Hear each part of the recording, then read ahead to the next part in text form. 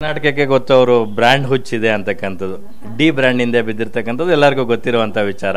So of course ಅವರು branded ಬಟ್ಟೆಗಳನ್ನು branded ವಸ್ತುಗಳನ್ನು ಇಷ್ಟಪಡೋದ್ರಲ್ಲಿ ತಪ್ಪೇ ಇಲ್ಲ ಅನಿಸುತ್ತೆ ಅಲ್ವಾ? 100% ಏನಂದರೆ ಹುಡುಗಿಗೆ ಅವಾಗಿಂದನೇ ನಾನು ಆಲ್ರೆಡಿ ಹೇಳಿದ್ದೀನಿ, ಯಾವುದೇ ಕಾರಣಕ್ಕೂ ಹುಡುಗಿಗೆ ಹೀರೋಯಿನ್ ಆಗಿ ಬೆಳಿಬೇಕು ಅನ್ನೋ ಯಾವ ಉದ್ದೇಶನೂ ಇರಲಿಲ್ಲ. ಇರೋರು ಡೆಡಿಕೇಶನ್ ಮಾಡೋ ರೀತಿಯೇ ಬೇರೆ ಇರುತ್ತೆ. ನಾನು ಹೀರೋಯಿನ್ ಆಗಬೇಕು, ನಾನೊಬ್ಬ ಕಲಾವಿದೆ ಆಗಬೇಕು, ನಾನು ಕನ್ನಡ ಇಂಡಸ್ಟ್ರಿನಲ್ಲಿ ಬೆಳಿಬೇಕು, ಆ ಥರ ಬೆಳಿಬೇಕು ಅನ್ನೋರಿಗೆ ಒಂದು ಡೆಡಿಕೇಶನ್ ಇರುತ್ತೆ. ಡೆಫಿನೆಟಾಗಿ ಅದಿರಲಿಲ್ಲ. ಅದು ಇದ್ದಿದ್ದೇನೆಂದರೆ, ಈಗ ನಾನು ಯಾವುದೋ ಊರಿಗೆ ಹೋಗಬೇಕು, ನನ್ನ ಡೆಸ್ಟಿನೇಷನ್ ಬೇರೆ ಇದೆ, ಇನ್ಯಾವುದೋ ಡೆಸ್ಟಿನೇಷನ್ ರೋಡಿಗೆ ಹೋಗ್ಬಿಟ್ಟಿದ್ದೀನಿ. ಬಟ್ ನನ್ನ ರಸ್ತೆ ನಾನು ಸರ್ಚ್ ಮಾಡ್ತಾ ಇರ್ತೀನಿ, ನನ್ನ ಡೆಸ್ಟಿನೇಷನ್ನು ನಾನು ಯಾವ ರೂಟ್ಗೆ ಹೋಗಬೇಕು. ಸೊ ಆ ಥರ ಹುಡುಗಿದು ಕಣ್ಣು ಥಿಂಕಿಂಗು ಯಾವಾಗಲೂ ಇರ್ತಿತ್ತು. ಏನೋ ಸಮಥಿಂಗ್, ಏನೋ ಸರ್ಚ್ ಮಾಡ್ತಿದ್ದಾರೆ, ಏನೋ ಥಿಂಕ್ ಮಾಡ್ತಿದ್ದಾರೆ. ಸೊ ನಮ್ಗೆ ಆವಾಗಲೇ ಗೊತ್ತಿತ್ತು ಈ ಹುಡುಗಿ ಇಂಡಸ್ಟ್ರಿಗಲ್ಲ.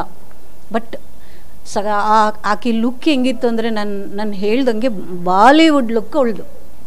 ತುಂಬ ಚೆನ್ನಾಗಿ ಆ ಕಲರು, ಆ ಲುಕ್ಕು, ಒಂದು ಗ್ಲಾಸ್ ಹಾಕ್ಕೊಂಡು ಇಳಿದ್ಲು ಅಂದರೆ ಸಖತ್ ಖುಷಿ ಆಗೋದು ನನಗಂತೂ. ಅಷ್ಟು ಚೆನ್ನಾಗಿದ್ಲು. ನಾನು ಅನ್ಕೋತಿದ್ದೆ ಅವಳು ಕೈಗೆ ಸಿಗಲ್ಲ, ಈ ನೆಕ್ಸ್ಟ್ ಸಿನಿಮಾದಲ್ಲಿ ಕೈಗೆ ಸಿಗಲ್ಲ, ಅವಳು 100% ಬಾಲಿವುಡ್ಗೆ ಹೋಗ್ತಾಳೆ ಅಂತ ಅಂದ್ಕೊಂಡಿದ್ವಿ. ಬೇರೆ ಕಡೆ ಹೊಟ್ಟೋದ್ಲು ಅವಳು. ನಾನು ಅದನ್ನೇ ಹೇಳಕ್ಕೆ ಬಂದೆ, ನೀವು ಕೈ ಸಿಗಲ್ಲ ಎಲ್ಲೋ ಹೊಟ್ಟೋಗ್ತಾರೆ ಅನ್ಕೊಂತಿದ್ರೆ ನೋಡಿದ್ರೆ ಪರಪ್ಪನ ಅಗ್ರಹಾರಕ್ಕೆ ಹೋಗ್ಬಿಟ್ರು ಅಂತ. ಪರಪ್ಪನ ಅಗ್ರಹಾರಕ್ಕೆ ಹೋಗಿರೋದು ಅವ್ರಿಗೇನು ಪಶ್ಚಾತ್ತಾಪ ಏನಿಲ್ಲ. ಆಮೇಲೆ ಏನು ಅದು ದೊಡ್ಡ ವಿಷಯ ಆಗ್ತಿಲ್ಲ. She is happy. ನಾವು ಹೋದ್ರೂ ಏನೋ ಗಾದೆ ಇದೆಯಲ್ಲ, ಆ ಲೆವೆಲಲ್ಲೇ ಹೋಗಿದ್ದಾರೆ, ಆ ಲೆವೆಲಲ್ಲೇ ಇದ್ದಾರೆ. ಪಶ್ಚಾತ್ತಾಪ ಏನಿಲ್ಲ. ಪಶ್ಚಾತ್ತಾಪ ಆಕೆಗೆ ಕಿಂಚಿತ್ತೂ ಇಲ್ಲ ಅಂತಕ್ಕಂಥದ್ದು ನೀವು ಒಟ್ಟಿಗೆ ಕೆಲಸ ಮಾಡಿದವ್ರಿಗೆ ನಿಮಗೂ ಅನಿಸಿದೆ, ನಮಗೆ ಮಾಧ್ಯಮಗಳಲ್ಲಿ ನೋಡಿದವ್ರಿಗೂ ಅನಿಸಿದೆ ಮೇಡಮ್. ಆಗಿರೋದು ಕೊಲೆ, ಅದರ ಬಗ್ಗೆ ತನಿಖೆ ನಡೀತಾ ಇದೆ. ಮನೆಯಲ್ಲಿ ಒಂದು ಮಹಜರ್ ಕಾರ್ಯಕ್ಕೆ ಪೊಲೀಸರು ಮನೆಗೆ ಕರ್ಕೊಂಡು ಹೋಗ್ತಾರೆ, ಆರ್ ಆರ್ ನಗರದ ತನ್ನ ಮನೆಗೆ.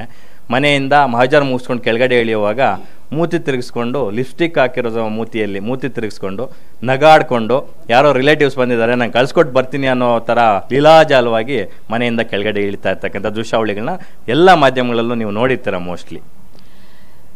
ನಾನು ಏನು ಹೇಳಬೇಕು ಅಂತಂದರೆ, ನಾನು ಅದನ್ನೇ ಹೇಳ್ತಿರ್ತೀನಿ, ಅಯ್ಯಮ್ಮ ತಾನು ಚಾಕುನಲ್ಲಿ ಚುಚ್ಚಿಲ್ಲ. ಅವಾಗೇನಾದರೂ ಗಿಲ್ಟ್ ಬರ್ತಿತ್ತಾ, ಭಯ ಬರ್ತಿತ್ತಾ ಗೊತ್ತಿಲ್ಲ. ನನಗೋಸ್ಕರ ಒಬ್ಬ ವ್ಯಕ್ತಿ ಕೊಲೆ ಮಾಡೋ ಮಟ್ಟಕ್ಕೆ ಹೋಗಿದ್ದಾನೆ ಅಂದಾಗ ಆಬ್ವಿಯಸ್ಲಿ ಆ ಹುಡುಗಿಗೆ ಮೊದಲೇ ಅದಿತ್ತು. ಏನು ಹೇಳ್ತಾರೆ, ಒಂದು ಸ್ಯಾಟಿಸ್ಫ್ಯಾಕ್ಷನ್ಗೆ ಇನ್ನೂ ಅದಕ್ಕೂ ಮೇಲೆ ಏನಾರು ಇದ್ದರೆ ಅದಿದೆ ಆ ಹುಡುಗಿಗೆ. ಡೆಫಿನೆಟ್ ಕೊಲೆ ಅವ್ರು ಮಾಡಿದಾರೋ ಮಾಡಿಲ್ವೋ ಸೆಕೆಂಡ್ರಿ, ಆದರೆ ಕೊಲೆ ಮಾಡೋರ್ಗಿಂತ ಕೊಲೆ ಮಾಡೋರಿಗೆ ಪ್ರಚೋದನೆ ಕೊಡ್ತಾರಲ್ಲ, ಅದು ಅದಕ್ಕಿಂತ ಮಹಾಪಾಪ ಅಂತೆ ಮೇಡಮ್.